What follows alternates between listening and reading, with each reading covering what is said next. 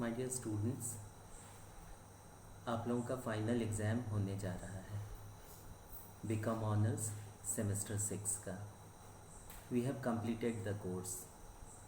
जब से लॉकडाउन हुआ है हम लोग continuously systematically methodically properly audit and corporate governance के हर इम्पॉर्टेंट प्रॉबेबल क्वेश्चन को डील किया है।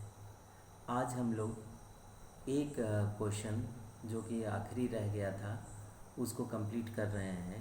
ये है liabilities of an auditor in case of statutory audit या liabilities of a company auditor.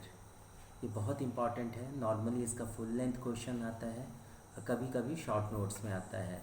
Liabilities of a company auditor या company अंकेक्षक के दायित्व।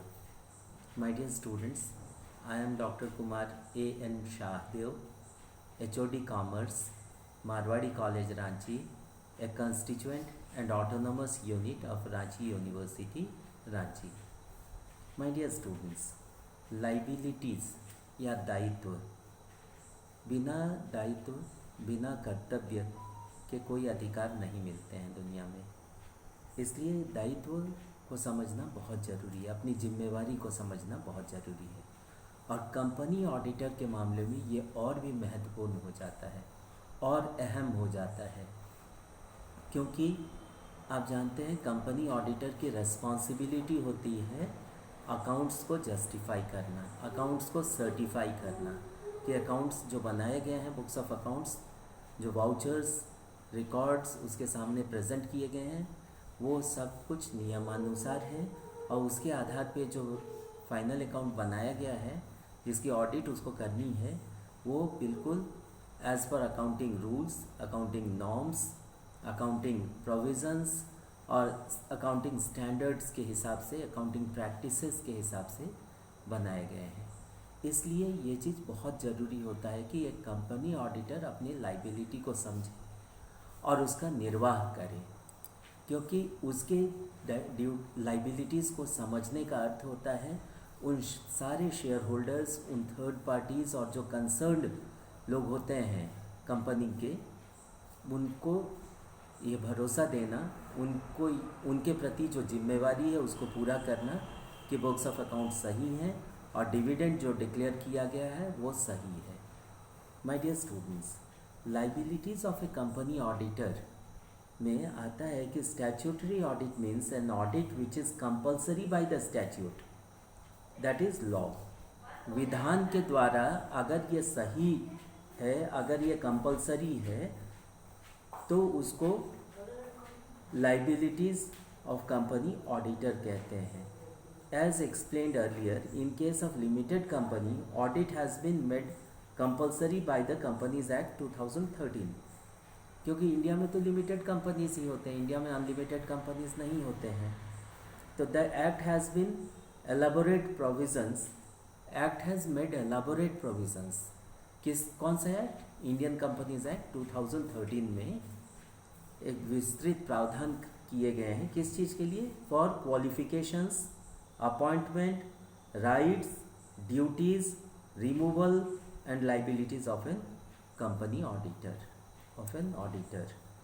In case an auditor fails to discharge his duties, he will be held liable। यहाँ पे duty और performance बहुत महत्वपूर्ण हो जाता है ऑडिटर के लिए। Broadly speaking, liabilities of a company auditor can be divided as given ahead. इसमें होता है लाइबिलिटीज़ अंडर कॉमन लॉ। इसको दो भाग में हम लोग विभक्त करते हैं, बाइफरकेट करते हैं। पहला, civil liabilities for negligence. Negligence को टॉलरेट नहीं किया जाता है। अगर जानबूझ के नेग्लिजेंस किया गया तब तो बिल्कुल भी टॉलरेट नहीं होगा।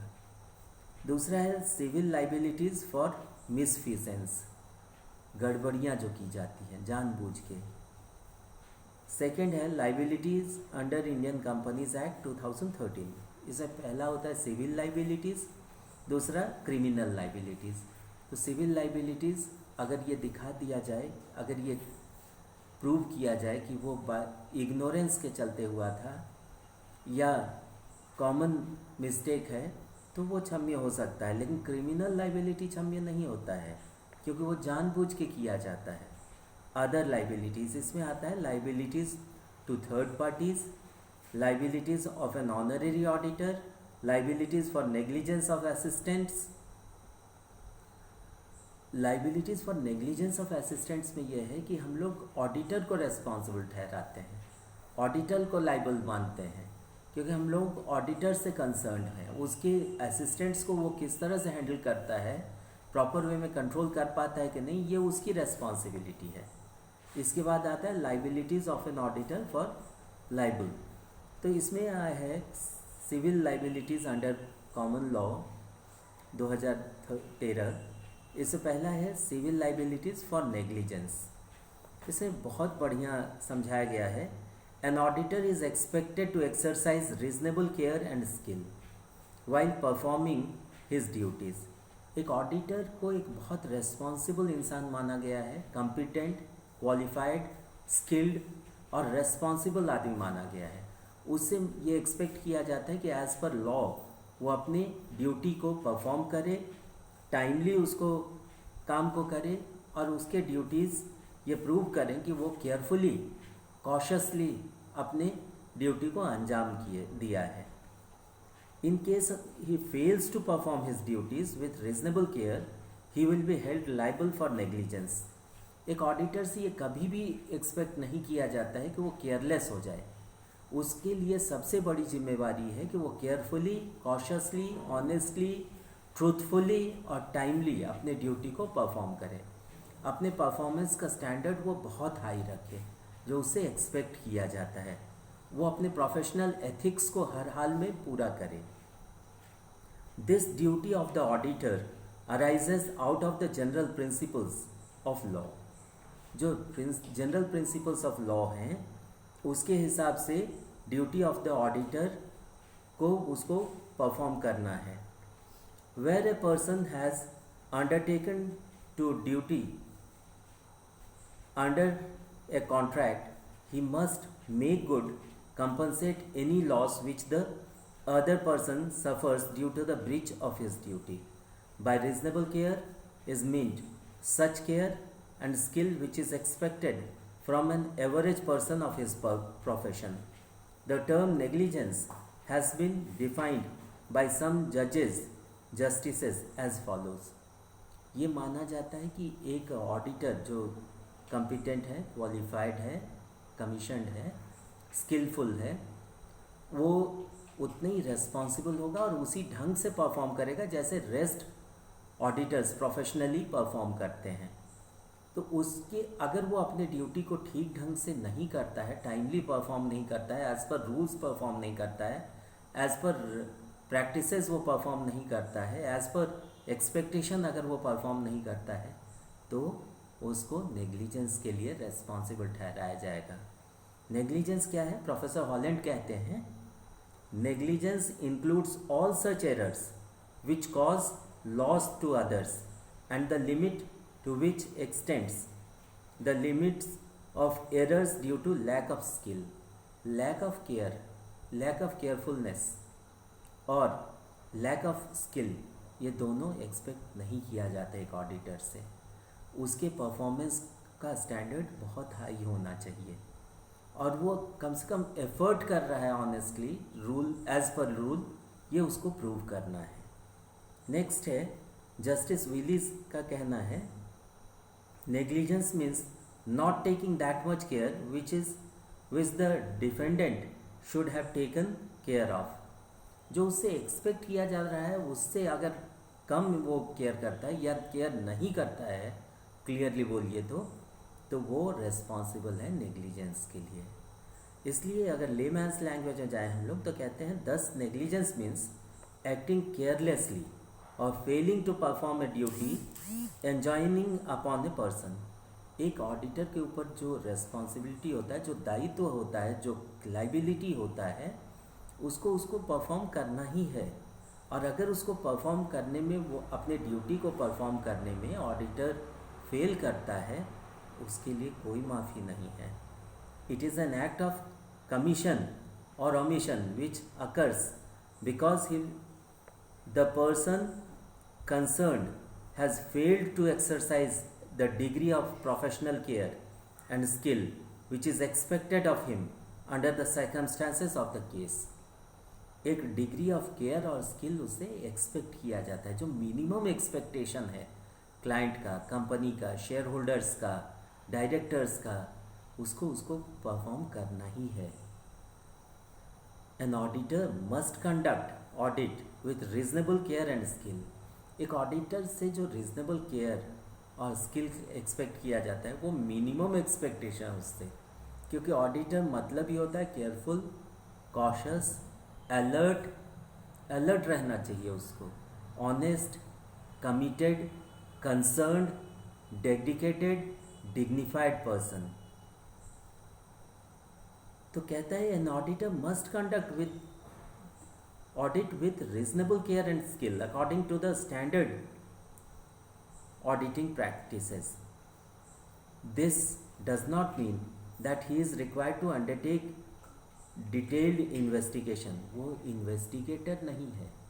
एक ऑडिटर होता है जिसका काम है बुक्स ऑफ अकाउंट्स को चेक करना, स्टैब्लिश करना, सर्टिफाई करना कि उसने जो ऑडिट किया है, जो बुक्स ऑफ अकाउंट्स, डॉक्यूमेंट्स और पेपर्स उसके सामने जो रिकॉर्ड्स प्रेजेंट किए गए और जो उसने एक्सप्लेनेशन मांगा, उसका जो जवाब मिला है, उसके हिसाब से वो ट्रू है, फेयर है और बुक्स ऑफ अकाउंट सही बने हुए हैं.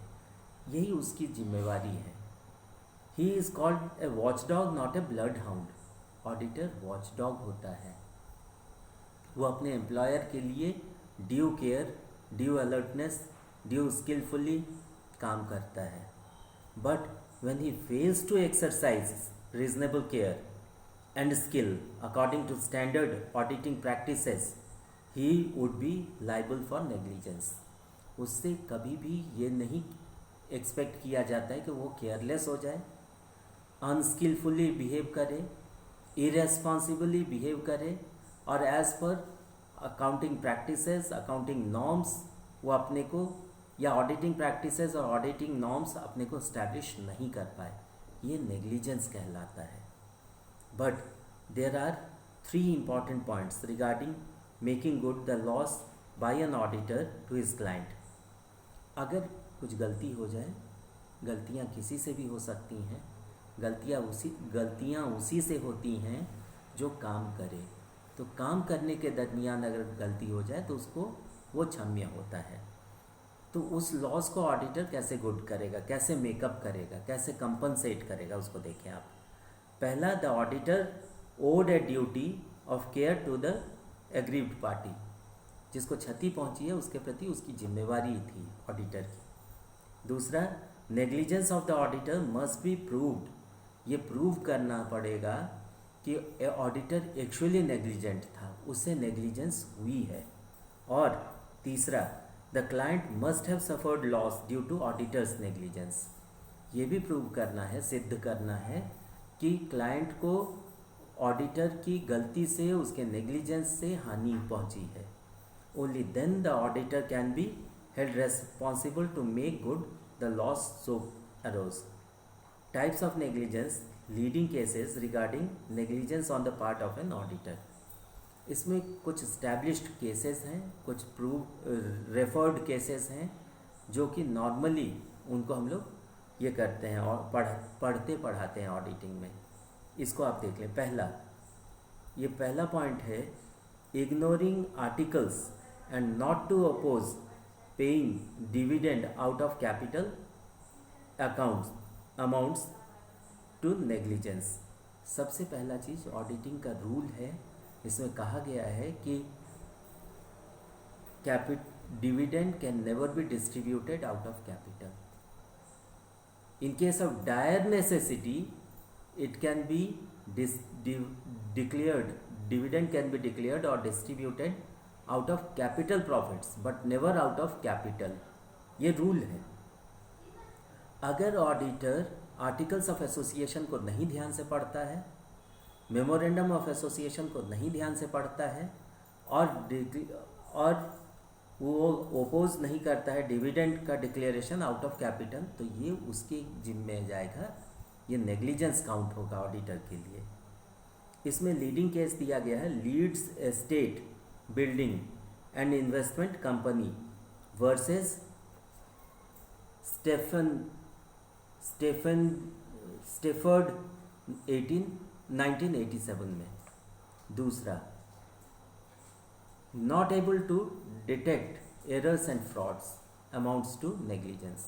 ये तो बहुत बड़ी लाइबिलिटी है ऑडिटर की, कि वो सबसे पहले जो ऑडिटर का पहला और सबसे प्रिंसिपल ऑब्जेक्ट होता है detection and prevention of errors and frauds, उसको वो टॉप प्रायोरिटी दे ऑडिटर।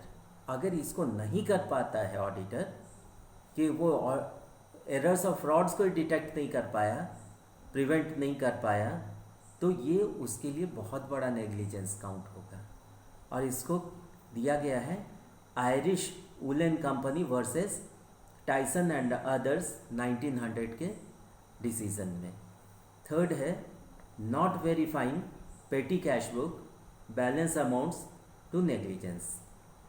अगर पेटी कैश बुक को के बैलेंस अमाउंट्स को नहीं चेक करता है ऑडिटर टाइम टू टाइम, तब क्या होगा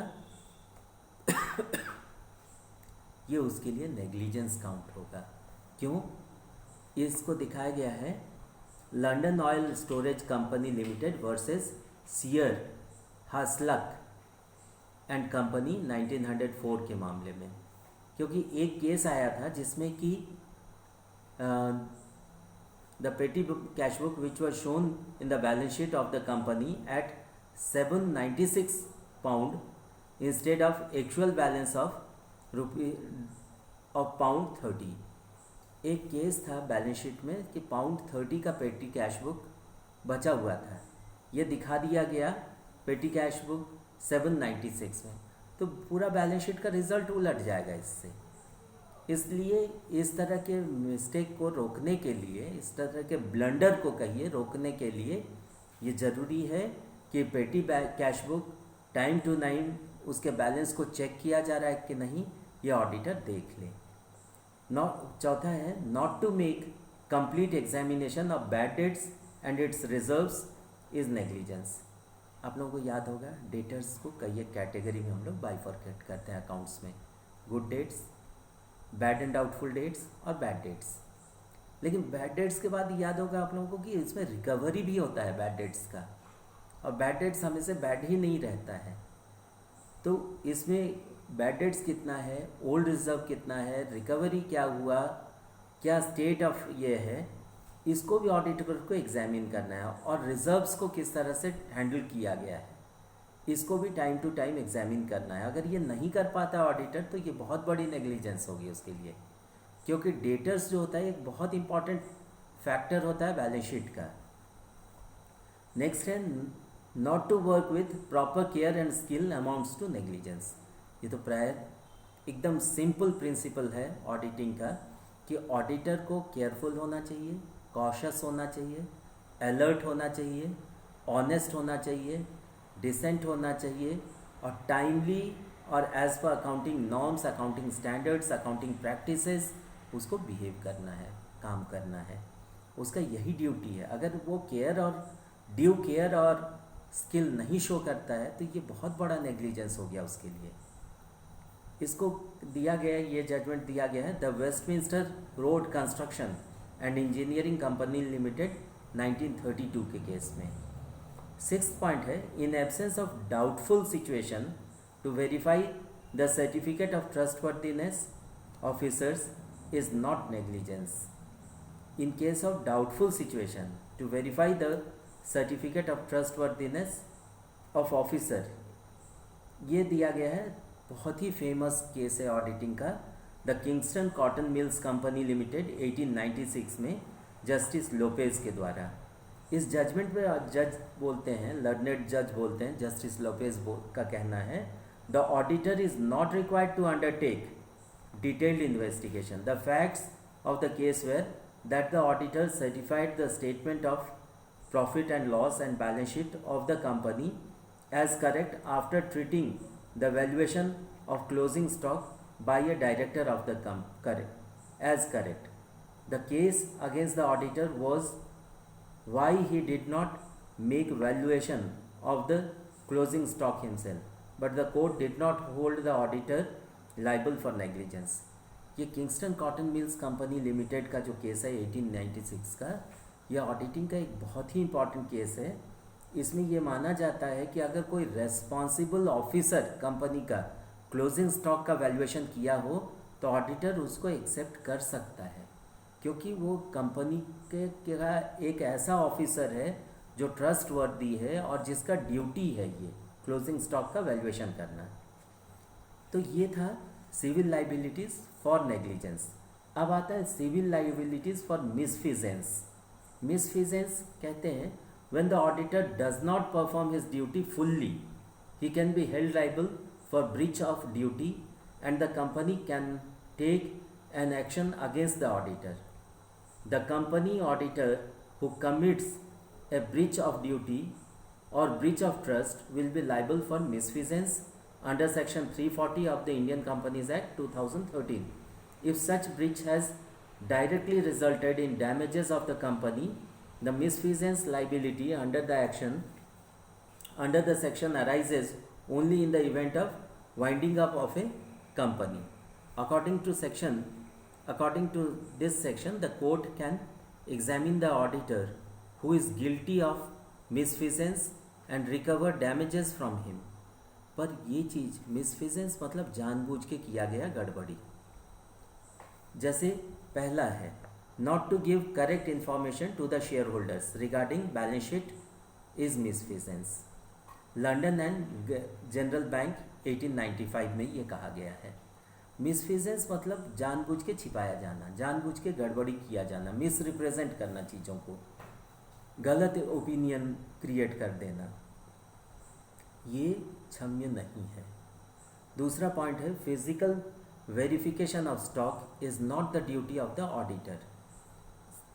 ये Kingston cotton mills company limited 1896 में केस में कहा गया है कि फिजिकल वेरिफिकेशन ऑफ स्टॉक ये ऑडिटर की ड्यूटी नहीं है अगर इसको कोई रेस्पॉन्सिबल ऑफिसर अकाउंट्स डिपार्टमेंट का जिसकी वो ड्यूटी है उसने करके इसको सर्टिफाई किया है कि वो ठीक है. थर्ड है not to perform the work carefully and efficiently leads to मिसफिजेंस.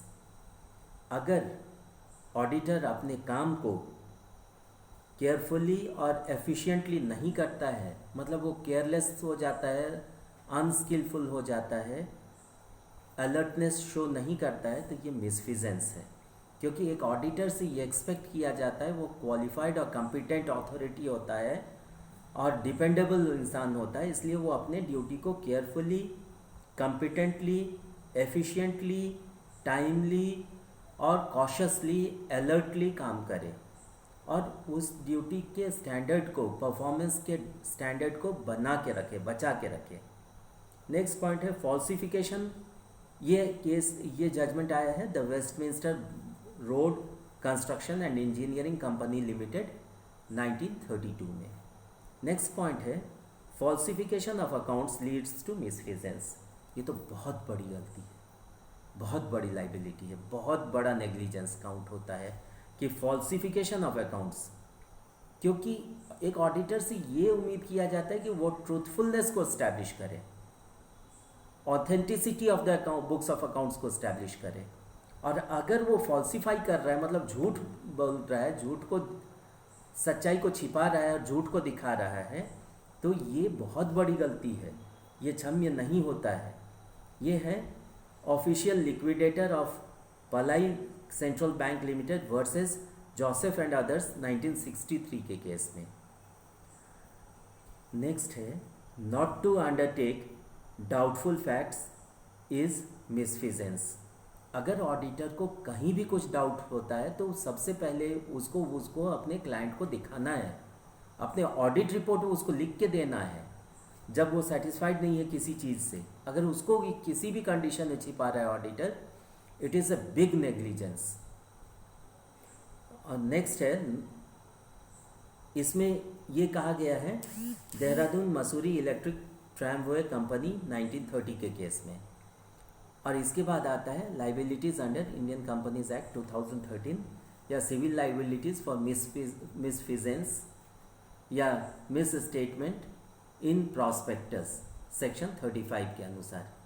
Section वो ऑडिटर को ये भी चेक कर लेना है कि प्रॉस्पेक्टस में कोई मिस स्टेटमेंट तो नहीं दिया गया है, ये उसकी लाइबिलिटी बनती है सेक्शन 35 के अंतर्गत। तो माय डियर स्टूडेंट्स, ये है आपका liabilities of a company auditor. कहने का तात्पर्य ये है कि एक कंपनी ऑडिटर को एक जेंटलमैन की तरह ट्रीट किया जाता है, एक बहुत रेस्पॉन्सिबल ऑफिसर की तरह ट्रीट किया जाता है, एक ऐसे इंसान की तरह ट्रीट किया जाता है जिसके परफॉर्मेंस का स्टैंडर्ड बहुत हाई हो, जो ड्यूटीफुली अपने काम को अंजाम दे, जिसमें केयरफुलनेस हो, कॉशियस हो, जो अलर्ट हो, कॉम्पिटेंट हो, क्वालिफाइड हो, केयरफुली अपने काम को करे, टाइमली करे, ऑनेस्टली करे, और जहाँ कहीं उसको डाउट हो उसको वो लिखित दे अपने क्लाइंट को। अगर वो इन कामों को नहीं कर पा रहा है, खास करके अगर वो केयरफुल और स्किलफुल नहीं है, तब उसको नहीं क्षमा किया जा सकता है। ये उसकी बड़ी लाइबिलिटी होती है, बड़ा नेग्लिजेंस होता है। और इन्हीं चीज़ों को company liabilities of a company auditor के अंतर्गत हम अध्ययन करते हैं, और ये बहुत महत्वपूर्ण बातें हैं। So my dear students, all the best for your exam and your career. Thank you.